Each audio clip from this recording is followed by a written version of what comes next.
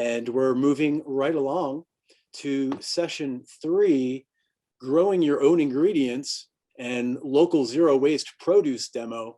I'm gonna have to skip some of my opening statements. Maybe we'll have some time for them later, but do stay tuned. Right now, we're gonna have a live zero waste kitchen demo, live from Sullivan Scrap Kitchen. And then we're gonna have an amazing local production plan from Executive Chef Justin Cucci from Edible Beats. So I'm gonna skip some of what I was gonna speak to is just mention some of the other Resilient Restaurants members that we have and the gardens and the farms that are part of their supply chain. But we have a live kitchen demo happening and I'm really excited about it. So we are just going to introduce our next speaker. He is a zero waste champion, Executive Chef Terrence Rogers of TBD Foods in Sullivan Scrap Kitchen. Basically is going to be showing us how to make the most use out of Colorado beets and Colorado apples. And I love this menu. Please welcome live from Sullivan Scrap Kitchen, Chef Terrence Rogers. Hi there, guys. I'm Terrence, chef owner of Sullivan Scrap Kitchen and TBD Foods. Our concept is that we had a catering company that was working for a while. Can you guys see and hear me all right? Your vocal is a little scratchy. All right. It kind of sounds like feedback a little bit.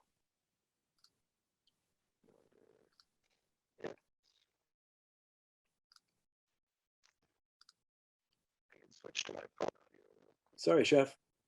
No, it's totally fine. I've had this happen before. We've done a few virtual cooking classes, and I think the dial seems to be the way to go. Hold on 1 second. Sorry for the delay.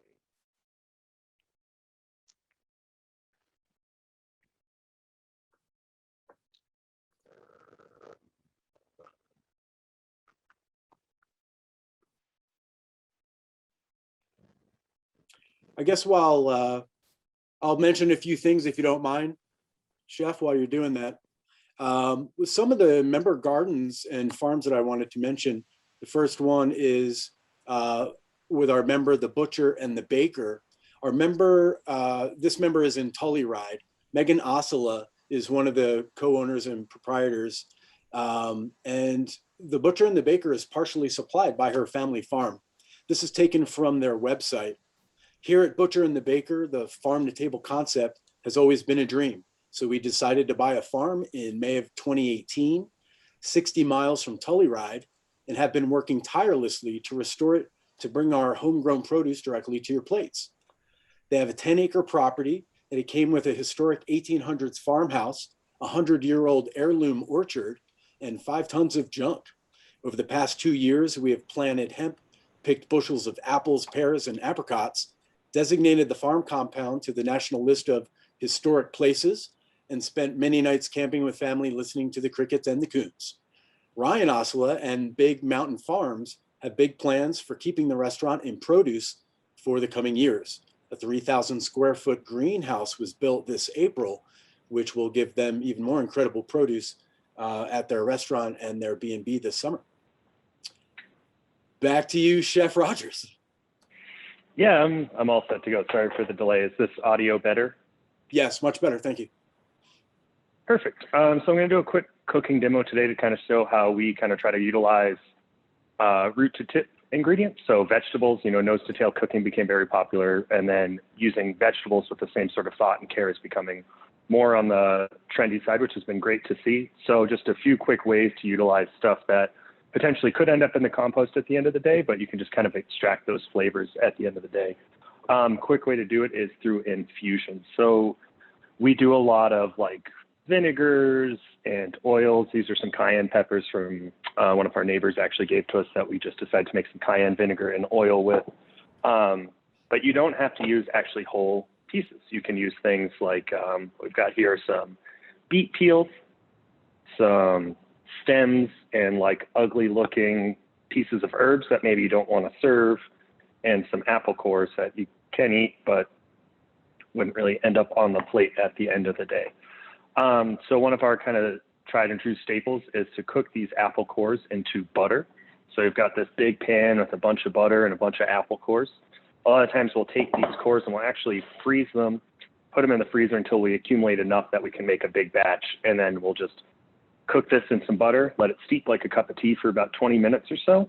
And then we'll strain it out at the end, use that into our desserts once it cools down. So we can use that apple butter into any of our like apple shortbread desserts. So we make like an apple crisp, we'll use this apple infused butter instead of just your normal butter. So it's a great way to reduce waste, but then it's also a great way to just infuse more flavor into your cooking and to just get as much out of it as you can. So for this one, we've just got our apple cores. These guys kind of cut up on the outside. You can save them, eat them. Really any trimmings from the apples at the end of the day. We'll just put them in our freezer and then take, say, about a pound of butter. You can do it with the smaller portions, but since we use it pretty frequently, we actually use this butter in some of our toppings for our brunch menu as well. We just typically do a pound or two at a time. So I'm just going to take this. I'm going to walk back to our stove over here. I'll bring this one out at the end once it gets going, but it's as simple as just putting the pan on the oven and you're good to go. While that's going, I'll show you a few different other ways we do it. Here we have a jar of some white balsamic vinegar, and we've got a jar of some nice extra virgin olive oil. We infuse both of these, and then together at the end of the day, we'll make a dressing. So I'll actually show you how we do the dressing real quick. But when you're roasting beets, typically you peel them, or if you're eating them raw, you don't really want to eat the skins too much. So we've got all these skins that we've peeled off a beet that we're not going to really utilize, and we're just going to add this into our jar of white balsamic vinegar. You can use white wine vinegar, you can use apple cider vinegar. I find the white balsamic, which is actually just a combination of like a little bit of nice balsamic vinegar and white wine vinegar, adds a nice fruitiness. So if you're looking for anything like beets, you can do this with strawberry tops, fruit that's starting to like kind of be on its way out that maybe doesn't look that great. Apples, anything that's kind of like fruity, peaches, peach cores, stuff like that, you can steep in here. And you'll see from the time I put it in, this is a really simple one. You just put it in, cap it, give it a quick shake. And you can already see sort of that color translucening going right in there. So it goes from being this like golden yellow color to a big purple pink. And then after about a few days, it becomes something like this, where it's this deep, dark, purple that get infused from the beet color. So it's got a great flavor and also a really nice color. And we'll actually use some of this to make the dressing at the end. Similar thing with our extra virgin olive oil. We don't really ever want to cook with this too much just because it's got a low burn point, but it's great for topping things. It's great for flavors. We'll make some herb oil with it. So here we've got some pretty bruised up pieces of sage. We'll actually cut sage and put it into some pasta dough, but stuff that looks starting to blackish, brownish, maybe we're not going to use and we don't want our guests to see. We'll use that, and we're just going to put this, similar to the beet stems, directly in the oil. Over here, we've also got literally just the stems off some rosemary or some thyme that you would pick. Just these woody pieces that you definitely don't want to eat. I don't know if you've ever bitten into a little piece of herb stem at your home or restaurant. It's not the most pleasant experience, but still great flavor in here. So we're going to just keep packing this up. The rest of our stems with our bruised up sage, some rosemary stems, some thyme stems. It still smells wonderful. You know, when you're cutting your herbs, you can see it or you can smell it as you're working with it. That nice, beautiful fragrance. So the same thing, we're just going to keep this, and we're going to let this cold steep for a few days. Just, we don't want to, especially with extra virgin olive oil, we don't want to heat it up too much. That could damage some of the nice, more subtle notes of it. We do also do some roasted garlic, where we'll cook this a little bit, but we'll be sure to keep it on a nice simmer. So you can take really just whole heads of garlic, like 4, 5, 6 at a time, put them in a pot with some olive oil, fill it so it's just submerged, and just put it on a slight simmer for about a half hour, 45 minutes. It'll make your house smell of wonderful roasted garlic.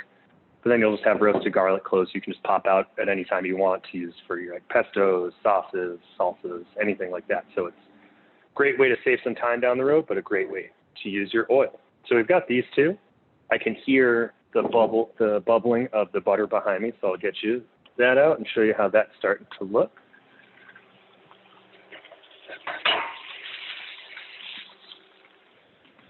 So we've got our pan here. I'm just going to tilt my monitor of our nice butter infused oil. We had a big piece of butter. You know, we're working with a pound, so we've still got this much, but it's just starting to cook some of the apple cores around it, starting to infuse that flavor in the butter. So not to go over my time here, just want to kind of show this real quick.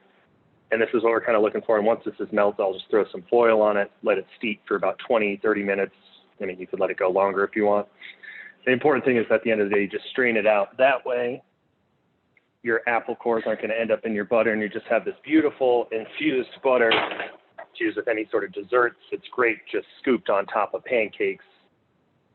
We put it on top of fried chicken as well. It's just a really delicious way to get your butter. And you can do that, again, any of this stuff doesn't have to be just these things that I'm showcasing. That's why I showed like some of the stuff with the cayenne peppers we've done before. We've also got over here some strawberry vinegar, which is when we juice strawberries to make a sauce, you get all the pulp from the juicer. So we'll save that pulp and then we can add that to vinegar. You can add that pulp to sausages, any number of things. We've got some herb vinegar packed over here. So possibilities are really kind of endless with this, as long as you've got like some peels, some stems, stuff that, you know, you can do this with asparagus bottoms and infuse that into some oil and then use that oil to make like an asparagus mayonnaise or anything that would be an asparagus base. So to showcase how we use these oils, I'm gonna tilt down here real quick. Let's see the last part. So we've just got a bowl with just a little bit of Dijon in it. Dijon's a wonderful emulsifier. So we'll blend our vinegars together. So I've got a little herb oil that's already made that I'm just gonna drizzle in here. This is actually the base for our house beach balsamic vinegar that we use for a lot of our salads and dressing and things for our catering company as well. So now we've got the oil and the Dijon in there. We're gonna quickly whisk this just to distribute the Dijon. Just break up the particles a little bit, and then you don't have to be as delicate with salad dressings as you would say if you're making like an aioli or mayonnaise, because we're not making a super stable emulsification. This is really something done like last minute, or you reshake it because this emulsification is going to break eventually. It's not as sturdy as something like mayonnaise. So we've got our vinegar. We'll just drizzle a little bit of this vinegar in here. If we were making this recipe, we actually have it all weighted out, but today, just to kind of keep things more casual, just whisk this all together. You've got your vinegar, your oil, and a little Dijon to bring it together. And we've got a nice little quick salad dressing that you can use on pretty much anything. So we use this on salads. We'll toss fruit in this. We even do a elk tartare that we'll dress some of this in with some smoked fat as a dressing. So really versatile base, and you can really use that with anything. So if you've got, say, some herb oil and strawberry vinegar or peach vinegar or any of these other things that, you know, you've seen at artisanal stores that maybe sell these vinegars and oils that are infused, you can quickly do it at your own home, literally just using the scraps of the stuff you're already cooking. So that's it for me. I'll be happy to answer any questions at the end, but I hope you all have enjoyed. And if you have more questions, maybe I can pass along an email or something at the end to send later, and we can feel a little more comfortable. But I want to thank everyone here, and we work with some of the other speakers to do what we do at our restaurant, so it's a nice way to see all the community coming together for this talk. So thank you for having us, and yeah, talk to you guys soon. Thank you so much, Terrence. Amazingly, that was one of the sessions I've been most looking forward to. I'm a huge salad lover, and I never get tired of new ways to make homemade dressing. Well, let's move on. We might have some questions after our next speaker. He's an executive chef. He's one of Resilient Restaurants' newest members, and he leads one of my favorite food concept groups anywhere. We're talking to Chef Justin Cucci, who runs Edible Beats, and they operate Linger, Ophelia's, Vital Root, Root Down, and Root Down DIA. He has some pretty creative ideas about how to produce local food for their restaurants. Chef, welcome to the summit, and thank you so much for joining us.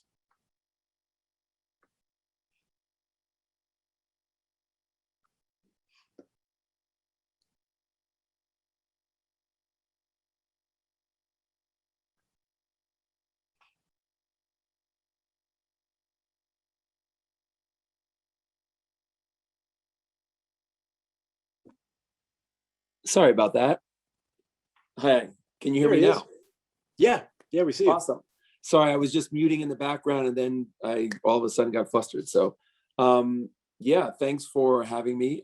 Happy to be a member and really happy to be part of this. I guess what I would love to, talk about a little bit as a restaurant that, we're going on 13 years now at Root Down and with Edible Beats. And, we've been at this a long time. And I guess I want to talk a little bit about just how how much trial and error is involved to make this work.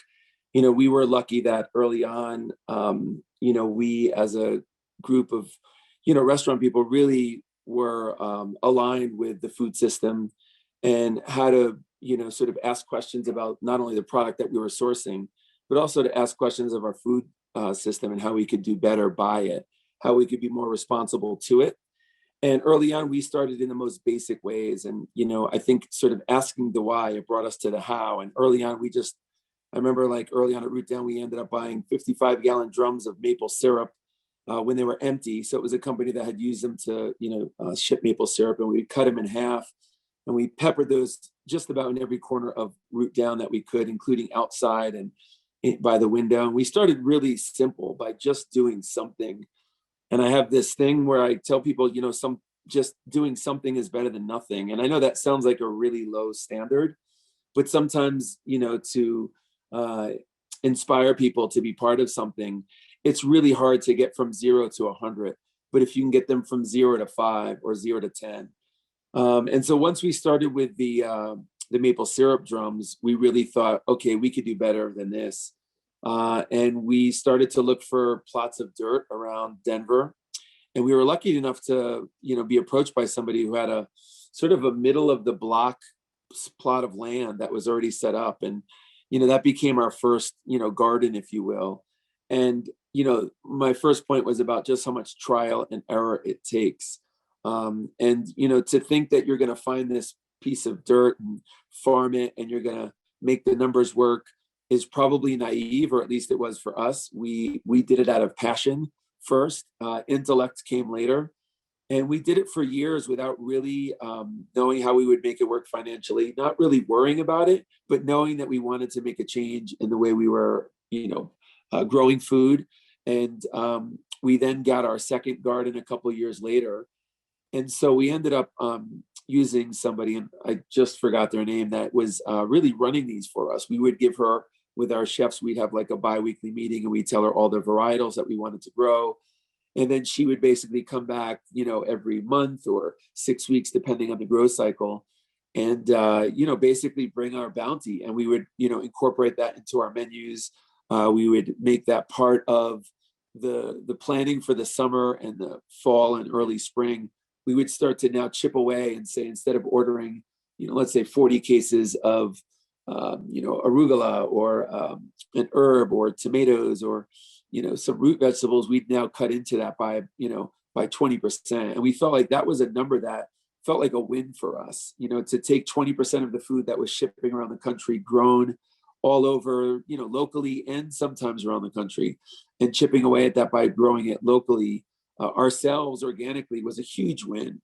And, it kind of brings me to a point which I really feel is, you have to have a culture behind you that wants to do this. There's no one person in any company, or even a few, that are going to be able to move the needle to make such a change especially when we're in the city in Denver. So we're very, metropolitan in terms of our setting, and, finding little scraps of, earth to grow on is challenging. It's expensive. The resources to grow it, are hard to get there. And the labor is really hard. So I really feel you need a culture of passionate individuals to help you grow it. But when you do, it becomes part of your story. It becomes hopefully something that is what people want. And not everybody goes to restaurants really caring about where the food comes. But I will say, from 13 years ago today, that number grows every year. And I'm glad it does. I think we should be held accountable by our guests and by the people who come in and order the food. And, we want them to ask those questions. We want them to, ask where we're growing and how we're growing and how do we know. And so much so that, for years we've we've invited people into our walk-ins just to come tour our walk-in during service if they were brave enough to come back in the middle of service and, walk around the walk-in and to look at the products that we had. I will say that COVID, punched us in the gut. During this last year, we had to give up all of our garden space, and that's kind of a bummer. But in the end, we've found something I believe is much better. And by no means am I a spokesperson for this. I'm just somebody who's very passionately invested in making this happen for my own restaurant. But we gave up our gardens, which were seasonal. And like I said, I mentioned all the challenge, and we're working with a company now called Farm Box Foods. And we're going to buy, hopefully in the next 3 weeks, our first 40-foot container. And it is a vertical hydroponic farm. It's a year-round, and it also could be solar powered as well. It's a year-round container, and it's 40 feet, and everything you grow is hydroponic, except for the mushroom farm, which we're hoping to get into later in the year. And it's basically a self-contained growing pod that we're going to plop right in the middle of the city on one of our parking lots. And we're going to be able to grow food about 5 feet from the restaurant at a level and a quality and a variety that we never even dreamed possible. So, mid-COVID, I was really down on having to give up the leases on some of these gardens. And, I just figured, well, we'll go back to those 55-gallon drums. But about 3 months ago, we found each other, and I'm so excited to hopefully be the first in Denver to get one of these gardens. And we want to have a closed circuit TV on our gardens that guests will be able to see or go online and see what we're growing or harvesting. And just really excited to see what that brings to the restaurant, because these are made not only to be a very, cool aspect of the restaurant world, but it's actually made to be a sustainable financial model, which we've never been able to achieve. I will add, we've never been able to achieve a sustainable financial model for our gardens. They've always been a passion project. But with this Farm Box Foods, we hope that these things actually work on a financial level, and we'll be able to not only bring food in a much more sustainable, much more, conscious level, but we'll be able to actually make it work on a financial level. I guess I'll probably save for some questions, because I don't want to go too deep on any avenue that doesn't feel apropos. But unless you have any questions for me now, I'm happy to answer. Yeah, we do have plenty of time to deep dive into it. I've recently, because of your project, I was introduced to Farm Box and had a chance to get up to speed, so to speak. Super exciting. It's really innovative, and great to hear you're looking to get the mushroom one as well. So I suspect, are you going to put them on different sites? Are you going to stack them? We're going to hopefully either stack them or go side by side. The mushroom one really requires that we would have to essentially open up a mushroom business, because the rate at which they grow, and I think it's something like 200 pounds a week or a month. It's 400 pounds a week. Oh, 400. My first question was, what restaurant do you know that's going to go through 400 pounds a week? You need to start canning some mushroom bisque and having a retail strategy behind that.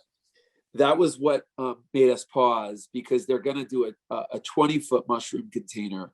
And that one is probably going to be, that's the one I think that's closer to 200 pounds a week. Okay. Now, luckily with 5 restaurants and, one at DIA, 200 pounds a week is almost feasible. But the 400 pound a week, I just felt like, my God, we'd have to start going into the delivery business and start getting sales reps. And after COVID, we weren't ready to go down that avenue. But the mushroom one is so cool. I'm like so excited for them to come up with that 20-foot model. Yeah, that's great. Maybe you can have a live Edible Beats cam inside the container then. That might be a fun. That's the goal, is really let people see what this process is like, both on the hydroponic, but the mushroom one, to see that in action and to see some of the most beautiful mushrooms I've seen. It was incredible, and really can grow dozens of the varietals of mushrooms. And it really seems like the future of food is these little self-contained containers. So like I said, I was really bummed to have to, give up so much, but I feel like I Right. found so much more in this farm box foods. Okay. So yeah, that is sad then to lose your soil, but pretty cool to say you're growing all of your leafy green vegetables 5 feet away from your front door. Leafy greens, micro herbs, really, I feel like one 40-foot container is probably going to really feed 5 of the restaurants exclusively in what, we spend a lot of money on every year, and frankly is grown not always locally, and so we're going to now be able to say we're doing this locally, like you said, 5 feet from the restaurant, literally in the back parking places at Vital Root, which is our fast casual restaurant that really, I always see that as a role model in food, because a lot of the food that we're talking about and a lot of the resources we're talking about are often expensive. And Vital Root's, core values has always been, we want to put out food in for $15 or less in 15 minutes or less, not something where you had to make a reservation and spend $50 or $60 a person. So really excited to get that food into the Vital Root, menu, and we do delivery there. And it feels like just the right home. Although we'll be using it at all the restaurants, Vital Root will be spearheading it. Right, right. One of the questions for you is in what ways did or do you need to kind of change your kitchen culture? And this can be for Terrence as well. When you start embracing zero waste practices and these regenerative agriculture connections and growing our own food, what insights or challenges did you experience in transitioning your kitchen staff and really developing, staff that really buys into it and it is vested in it? I think from our point of view, the opening of the restaurants, you have to have a culture, and I mentioned that before. It has to be something that not only invite, constructive criticism, you invite people to be part of it. And I think oftentimes it's a culture that often just happens with maybe the chef and some of the kitchen people, but really, paying people to be part of the process and not making everything voluntarily was one that we had to do. We thought everybody would want to volunteer for it. But the reality is everybody leads very busy lives, and we have to offer ways to make them, feel that their work can also be reflected in, harvesting whatever we're harvesting that week, planting whatever we're planting that week, and not make it a volunteer basis thing. I think also, making sure that it's really, there's standards in what we do. We can't just say that we're gonna, grow food at the highest level when we're not composting, when we're not looking at the resources of our water and our electricity. So I think you have to be able to invite questions and criticism in everything we do, from the products that we put on our shelves to where we get our resources, to not selling bottled water, to trying to source local as much as possible. And that's getting easier and easier every year. So I think for the staff to be involved, they want to see that it's part of our standards. It's not just part of our passion.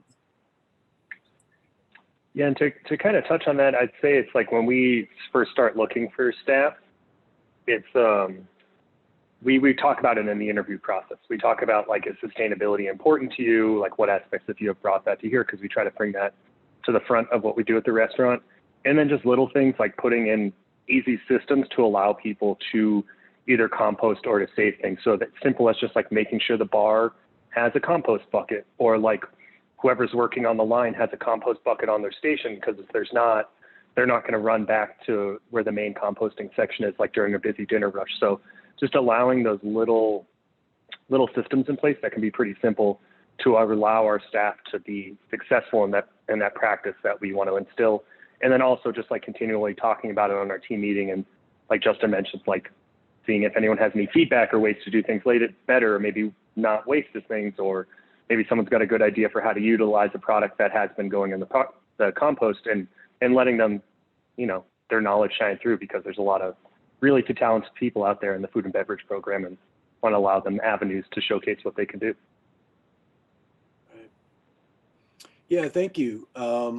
One of the resources I was going to share with people is Food Maven, and I'm pretty sure I have it on my on the Summit program. But Terrence, I was wondering if you could just quickly speak to, how you approach strategically obviously we have, many of our members have fresh seasonal menu options. And then you always have kind of your staple items that you need to carry year round.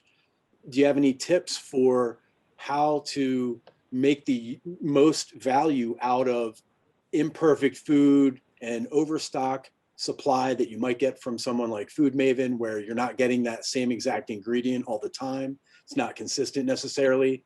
And then in any other case, you're strategizing your seasonal menus. How do you kind of work zero waste food, issues into your menu planning? Yeah, so to kind of start with menu planning, when we develop new menus, whether it be for the catering company or at the restaurant, we first want to find stuff that's people want to eat. It can't be so foreign to someone, especially at a restaurant. We're much more casual. It's predominantly like salads, sandwiches, and tacos and burgers, stuff like that. So we want it to be approachable to people. So finding that, and then once you're going through that, it's like, all right, well, where's a point of waste for each menu item we're prepping? Say this past 2 months, we've been using a lot of delicata squash, which is great because it's one of the good winter squashes where you can eat the outside of it.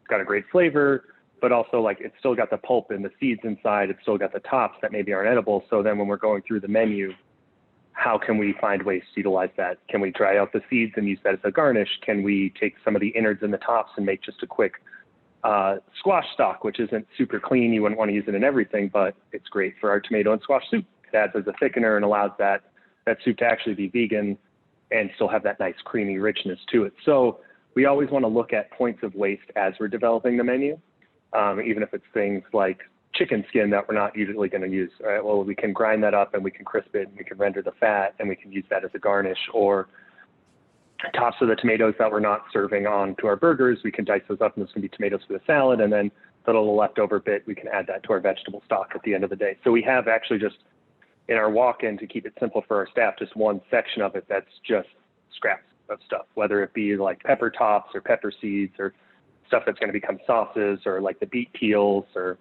even all that stuff. We want to identify those points of waste ideally before we start bringing out those menu items, but you're still going to always find ways to improve and refine that as you kind of go along. Now to like seasonal stuff, like, we need tomatoes year round, which we always can't get. There are a few great greenhouses, like I know Rocky Mountain Fresh up in Longmont. They make stuff pretty much year round and are solid.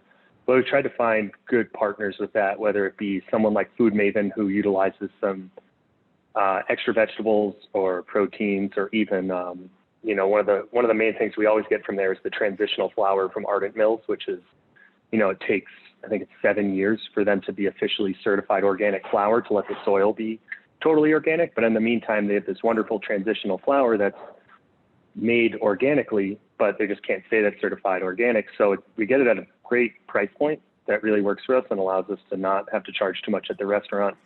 And it's something that's also really good. So Food Maven's great for a lot of that stuff. Like a lot of times we'll check first to see if we can get some of the non-local like produce that we're using there, even if it's just like some onions or actually for a while we were able to get really great russet potatoes from them, from one of the farms in the state. So those things get phased out. So it's tricky. You got to piece it together as you go along, but we always try to look there first to see if there's anything we can utilize from them, because it's a great organization and we want to be able to support them. Mm-hmm. Yeah. Obviously you wouldn't be doing it if your customers weren't responding well, but do you really see that as an opportunity to kind of grow an additional customer loyalty piece where, a few of those items that do have those ingredients and those changing menu items, is that something that people want to come back to discover, like, hey, what are you doing with your scraps this week? Yeah, I think it's a really great just customer and service like engagement with our guests, whether it be myself, our servers, or even any of our cooks when we're busy and they're just running food out there, to kind of let people know a little bit more about it, because people are curious. And I think we're all fortunate to be working in the food and beverage industry nowadays. That's, like Justin was mentioned, like local food has become such a more prominent topic than it ever has before. So we're lucky that people care to begin with and people are interested. And, when we have the time, if we can spend an extra 5 minutes at a table and talking to them about like, oh, what we used for our hamburgers this week based on what we're using for, our beef, or how we've kind of changed things up, or what, how we were able to use these like super woody broccoli stems and turn that into a soup. So just finding those different avenues to kind of educate our customers, but just really have a conversation about it. I think they really appreciate when we have the time. We're more than happy to do. Right. Yeah. So I think helping carry the message and telling the story at the table becomes increasingly more important. And I agree with both of you. The shift of people caring about where their food comes from definitely is increasing. We do have a couple of minutes. Justin, would you like to expand on anything? I think Chef covered a lot of it. I would just add that, that most of the time, trying to build in the DNA of the kitchen, at heart, all chefs are taught to use waste. And we lose that some of us at some point in our careers have lost that, whether it's the restaurant driving it, whether it's the guest driving it, and people wanting certain cuts or not wanting certain things. But chefs, I think, have so much power now to test those waters. And I would encourage chefs to, find your identity within a zero waste kitchen and find ways to, to connect with your guests while being creative, because like I said, at heart, every chef is taught to make so much use of so many things, and so many dishes that are part of the lexicon of the food that we know are from waste. I would be surprised if it was less than 50 or around 50% of everything we know that we eat came from waste at some point in our lives, or in the lives of food. So I would just keep encouraging creativity, pushing the boundaries, and connect with your guests and find out what your guests are willing to do. Sometimes you have to, think forward and make it happen. Sometimes you have to be open for that critical feedback and go back to the drawing board. So I think it's just a really good creative process as well. Right. That's really great. I want to thank you both so much for joining us today. That wraps up this particular session. And if either of you want to share more information about your businesses, you can send them to me, and we'll include that in kind of the Q&A post-event wrap-up. So thank you both very much. Have a wonderful day. Thank you. You too.